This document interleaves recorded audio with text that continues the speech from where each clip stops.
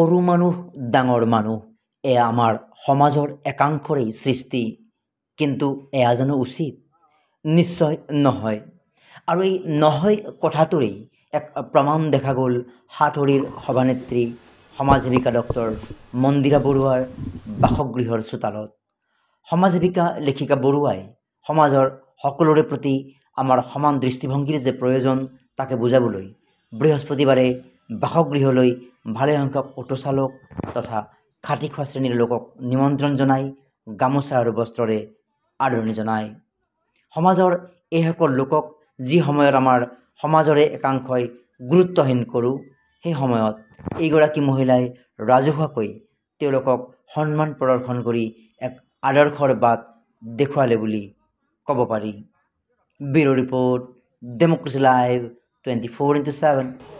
বাইদেউ ভাল, মাছ দি থাকোঁ আমি বহুত দিন। মাছৰ ব্যৱহাৰ কৰোঁ। নাই এনেকৈ দিয়া নাই, মাছ দি থাকোঁ, মাজে মাজে ফোন কৰি থাকোঁ, সেইটো কাৰণে ফোন কৰিছে মোক। চকীদাৰ হিচাপে কাম কৰি আছোঁ। বাইদেউৰ কথা এখেতৰ মুখত শুনি আছিলোঁ আগৰ পৰা, কিন্তু প্ৰথম দেখিছোঁ আজি বাইদেউক মই দেখা নাছিলোঁ। মিস্ত্ৰী কাম কৰোঁ, কমেই থাকে এনেকুৱা মানুহ দেখা নাই। মই মিস্ত্ৰী কাম কৰোঁ। বেলেগো ইমান ডাঙৰ মানুহ নকৰে, মানে আমাক মানে ইমান কাম কৰা মানুহ মানে কৰি ইমান সন্মান দিয়ে, মানে বেলেগ মানুহ এনেকুৱা সন্মান নাদে আৰু। মোৰ নাম বিট্টু দাস, মই ৰেপিড' কৰোঁ।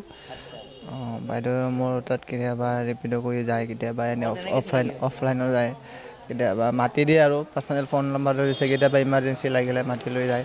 আৰু কেতিয়াবা যিটো জেগাত আমাৰ ভাড়া যদি 25 টকা হয় 50 টকা দিয়ে, 50 টকালৈ 100 টকা দিয়ে, এনে ভাল লাগে, বহুত ভাল।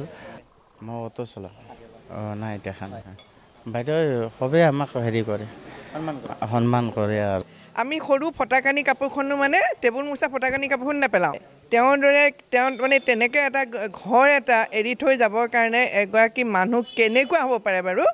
কিমান সৎ সাহসী হ'ব পাৰে, কিমান তাৰমানে কিমান ত্যাগ কৰিব পাৰে।